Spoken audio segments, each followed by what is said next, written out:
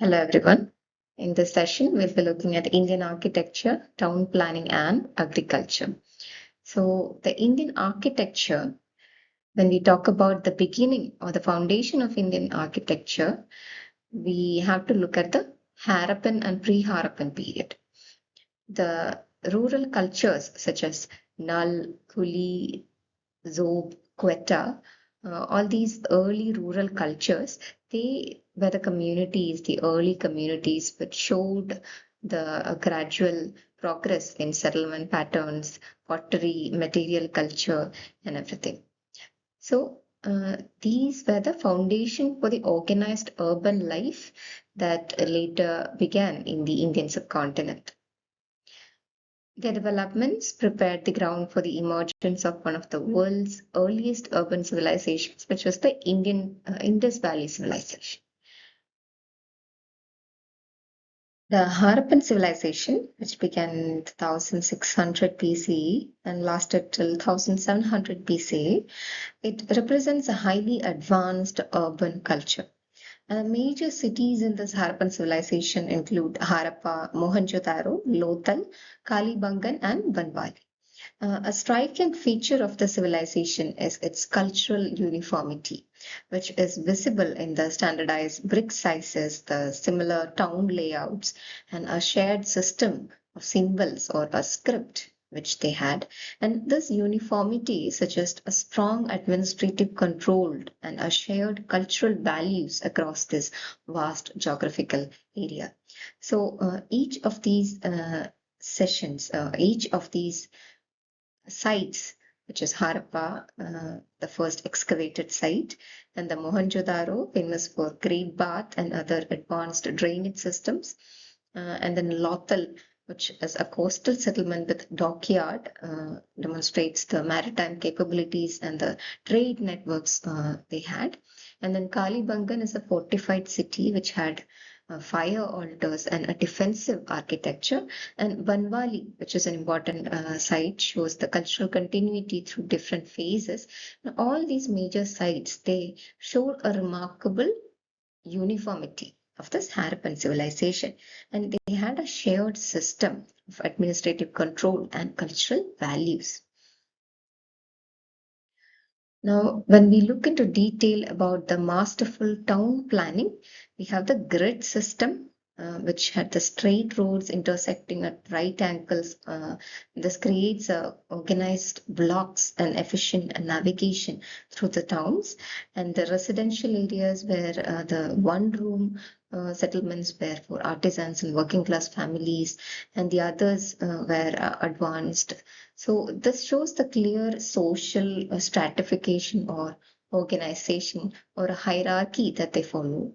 And then about the public buildings, they had pillared halls and communal baths, which emphasized their community life and their ritual practices. So they had a vibrant community life.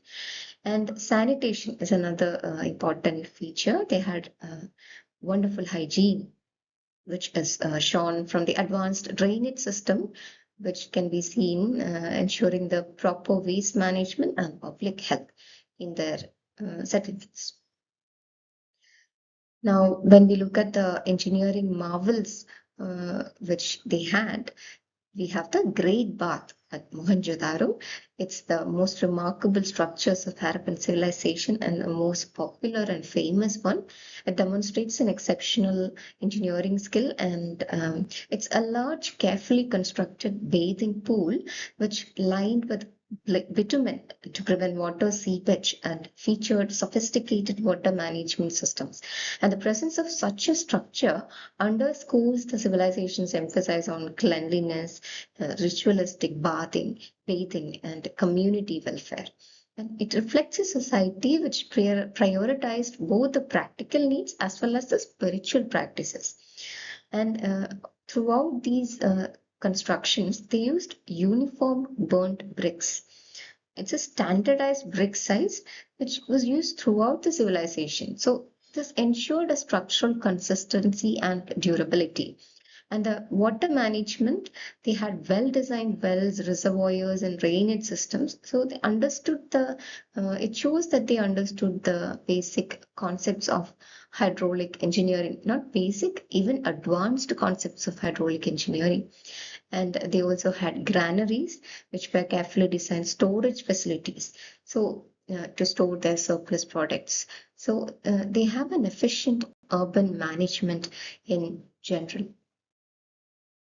Now, the Harappan civilization was also famous for its artistic achievements, mainly in sculpture.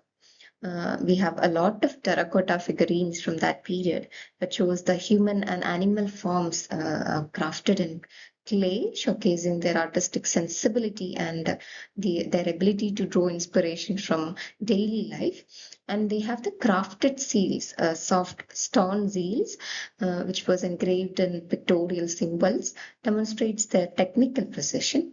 And they also had a lot of animal representations in their artworks, the humped bulls and unicorns. They all shows the symbolic or cultural representation of their identity. Another important sculpture or artistic achievement from this period is the dancing girl figurine, which is important because it shows the earliest examples of lost wax casting a technique in the ancient period. It's a bronze figure from Mohenjo-daro, which demonstrates their advanced knowledge of metalworking and casting uh, technologies. Another mystery of this period is the Indus script, also known as the Harappan script, which is a system of symbols used during the mature Harappan phase. These are symbols which are found mainly on seals, pottery, tablets, and small artifacts. And these inscriptions or these symbols are very short often, and it's made up of only a very few symbols. So, due to the absence of long text and there is a lack of bilingual inscriptions, so the script remains undeciphered even now. And the scholars continue to debate whether it represents a full writing system or is it a form of symbolic or administrative notation.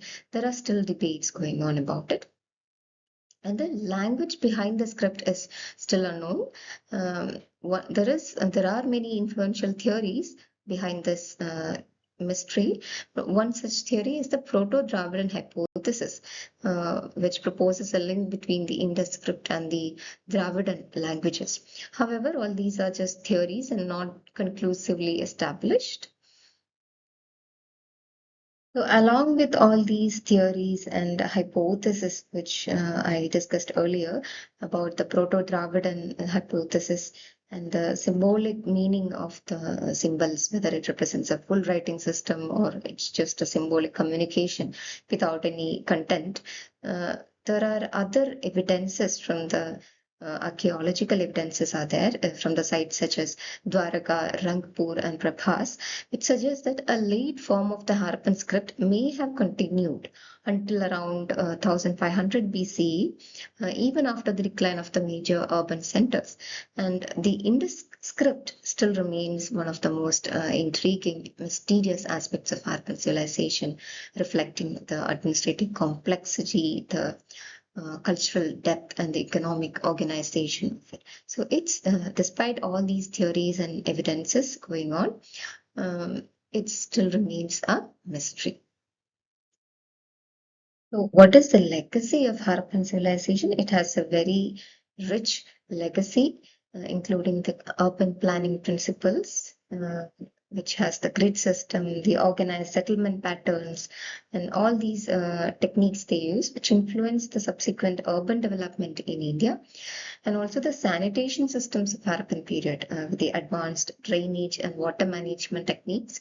They all set a precedence for the public health infrastructure in the later periods, and then also their engineering expertise, which use the standardized burnt bricks for construction and large-scale public works, demonstrated their technical mastery and their artistic traditions, including the sculptures, seal making, metalworking techniques, all these were passed down through the generations. So these were the major legacy of Harappan civilization, which formed a foundation for the coming of later architecture and town planning in later periods of India. And its achievements in architecture, town planning, engineering, they shaped the Indian urban culture for a millennia, and its legacy still continues to inspire the modern development of architectural design. So that's the end of the session. Thank you.